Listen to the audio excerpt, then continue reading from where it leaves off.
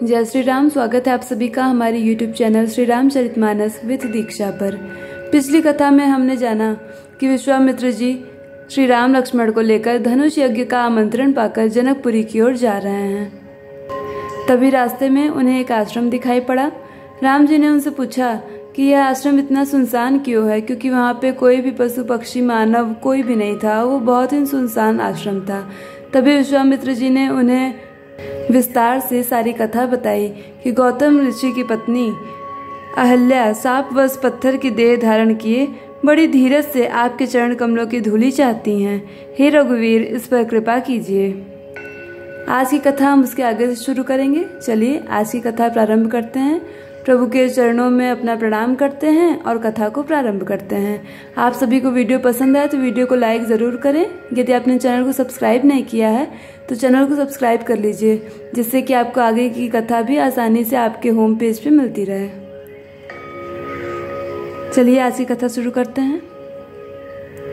परशत पद पावन शोक न सावन प्रगट भई तप पुंज सही देखत रघुनायक जन सुखदायक सन्मुख होय कर जोरी रही अति प्रेम अधीरा पुलक शरीरा मुख नहीं आवई वचन कही अतिशय बड़ भागी चरण लागी जुगल नयन जलधार बही धीरज मन कीना प्रभु कछु की चीन्हा रघुपति कृपा भगति पाई अति निर्मल बानी स्तुति ठानी ज्ञान गम्य जय रघुराई मैं नारी अपावन प्रभु जग पावन रावण रिपुजन सुखदाई राजीव बिलोचन भव मोचन पाहि पाहि सर नहीं आई मुनि श्राप जो दीना अति बल कीना परम अनुग्रह मैं माना देखियो भरी लोचन हरि भव मोचन यह लाभ शंकर जाना विनती प्रभु मोरी मैं मति भोरी नाथ न मांगो बर आना पद कमल परागा रस अनुरागा मम मन मधुप करे पाना जेहि पद सुर सरिता परम पुनीता प्रगट भई शिव शीस धरी सोई पद पंकज जेहि पूज अज मम सिर धरेउ कृपाल हरि ए भाति सिधारी गौतम नारी बार बार हरि चरण परी जो अति मन भावा सो बर पावा गए पति लोक आनंद भरी अस प्रभु दीन बंधु हरि कारण रहित दयाल तुलसीदास सटते ही भुज छाड़ी कपट जंजाल मंगल भवन अमंगल हारी द्रवो सुदशरथ अजर बिहारी। श्री रामचंद्र जी के पवित्र और शोक को नाश करने वाले चरणों का स्पर्श पाते ही सचमुच वह तपो मूर्ति अहल्या प्रकट हो गई। भक्तों को सुख देने वाले श्री रघुनाथ जी को देखकर वह हाथ जोड़कर सामने खड़ी रह गई। अत्यंत प्रेम के कारण वह अधीर हो गई। उसका शरीर पुलकित हो उठा। मुख से वचन कहने में नहीं आते थे। वह अत्यंत बड़भागिनी अहल्या प्रभु के चरणों से लिपट गई और उसके दोनों नेत्रों से जल प्रेम और आनंद के आंसुओं की धारा बहने लगी। फिर उसने मन में धीरज धरकर प्रभु को पहचाना और श्री रघुनाथ जी की कृपा से भक्ति प्राप्त की। तब अत्यंत निर्मल वाणी से उसने इस प्रकार स्तुति प्रारंभ की। हे ज्ञान से जानने योग्य श्री रघुवीर जी, आपकी जय हो। मैं सहज ही अपवित्र स्त्री हूँ और हे प्रभु, आप जगत को पवित्र करने वाले, भक्तों को सुख देने वाले और रावण के शत्रु हैं। हे कमल नयन, हे संसार जन्म मृत्यु के भय से छुड़ाने वाले, मैं आपकी शरण आई हूँ। मेरी रक्षा कीजिए, रक्षा कीजिए। मुनि ने जो मुझे श्राप दिया सो बहुत ही अच्छा किया। मैं उसे अत्यंत अनुग्रह मानती हूँ कि जिसके कारण मैंने संसार से छुड़ाने वाले श्री हरि आपको नेत्र भर कर देखा। इसी आपके दर्शन को शंकर जी सबसे बड़ा लाभ समझते हैं। हे प्रभु, मैं बुद्धि की बड़ी भोली हूँ। मेरी एक विनती है, हे नाथ, मैं और कोई वर नहीं मांगती। केवल यही चाहती हूँ कि मेरा मन रूपी भौरा आपके चरण कमल की रज के प्रेम रूपी रस का सदा पान करता रहे।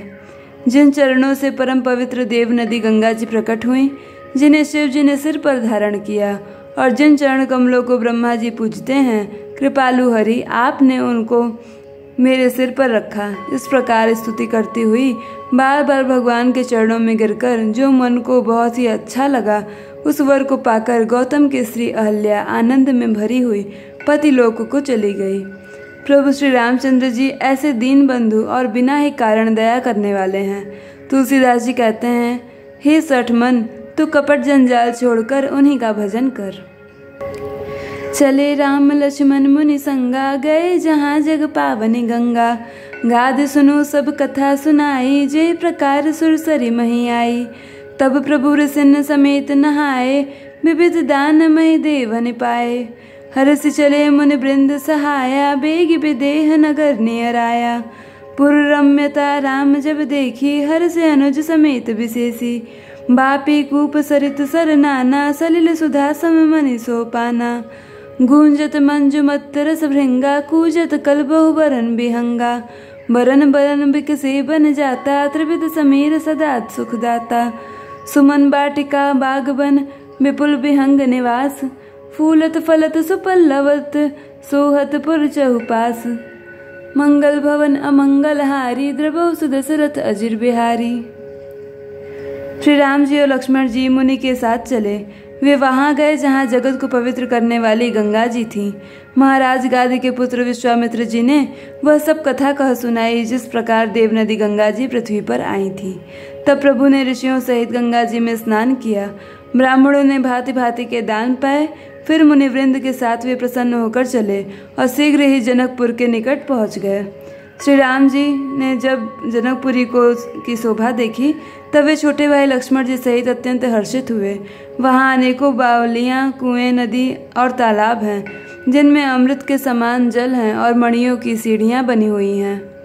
मकरंद रस से मतवाले होकर भौरे सुंदर गुंजाल कर रहे हैं। रंग बिरंगे बहुत से पक्षी मधुर शब्द कर रहे हैं। रंग रंग के कमल खिले हैं। सदा सब ऋतुओं में सुख देने वाला शीतल मंद और सुगंध पवन बह रहा है। पुष्प वाटिका, बाग और वन, जिनमें बहुत से पक्षियों का निवास है, फूलते फलते और सुंदर पत्तों से लदे हुए नगर को चारों ओर सुशोभित हैं। बनई न बरनत नगर निकाई, जहाँ जाए मन तहै लो भाई। चारु बजारु विचित्र अबारी, मन में विधि जनु से होकर सवारी। धनिक बनिक बर धनक समाना, बैठे सकल वस्तु लय नाना। चौहट सुंदर गली सुहाई, संतत रहे सुगंध सिंचाई। मंगलमय मंदिर सब केरे, चित्रित जनु रतिनाथ चितेरे। पुर नर नारी सुभग सुचि संता, धर्मशील ज्ञानी गुणवंता। अति अनूप जह जनक निवासु, बित कहीं विबुध बिलोकी बिलासु। होत चकित चित कोटि बिलोकी, सकल भुवन शोभा जनु रोकी। धवल धाम मुनि पुरट पट, सुगठित नाना भांति। सिय निवास सुंदर सदन, शोभा किम कही जाती। मंगल भवन अमंगल हारी, द्रवौ सुदशरथ अजिर बिहारी। नगर की सुंदरता का वर्णन करते नहीं बनता। मन जहाँ जाता है वहीं लुभा जाता है। सुंदर बाजार हैं, मणियों से बने हुए विचित्र छज्जे हैं, मानो ब्रह्मा ने उन्हें अपने हाथों से बनाया है। कुबेर के समान श्रेष्ठ धनी व्यापारी सब प्रकार की अनेक वस्तुएं लेकर दुकानों में बैठे हैं। सुंदर चौहारे और सुहावनी गलियां सदा सुगंध से सींची रहती हैं। सबके घर मंगलमय हैं और उन पर चित्र गढ़े हुए हैं, जिन्हें मानो कामदेव रूपी चित्रकार ने अंकित किया है। नगर के सभी स्त्री पुरुष सुंदर पवित्र साधु स्वभाव वाले धर्मात्मा ज्ञानी और गुणवान हैं। जहाँ जनक जी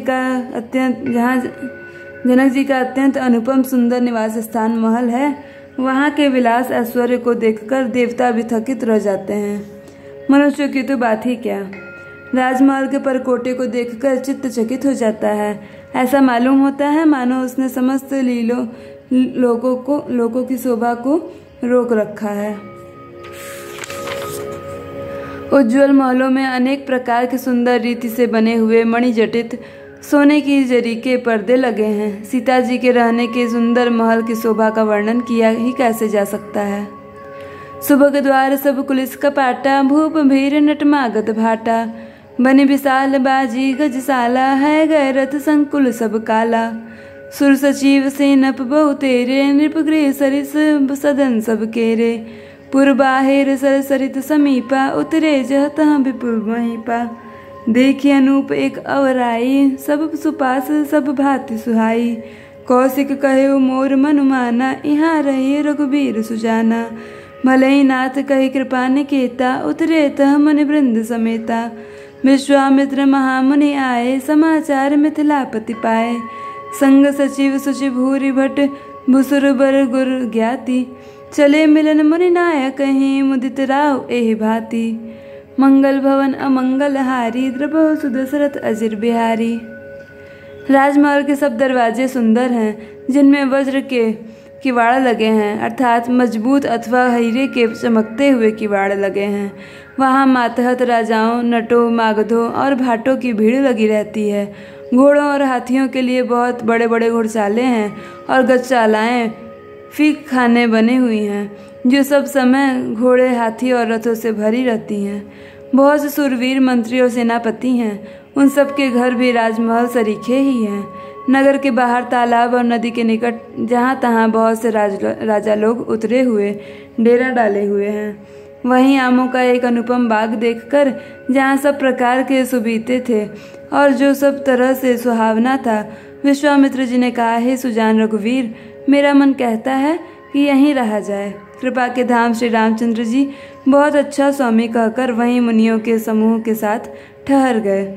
मिथिलापति जनक जी ने जब यह समाचार पाया कि महामुनि विश्वामित्र जी आए हैं, तब उन्होंने पवित्र हृदय के ईमानदार स्वामी भक्त मंत्री, बहुत से योद्धा, श्रेष्ठ ब्राह्मण, गुरु सतानंद जी और अपनी जाति के श्रेष्ठ लोगों को साथ लिया और इस प्रकार प्रसन्नता के साथ राजा मुनियों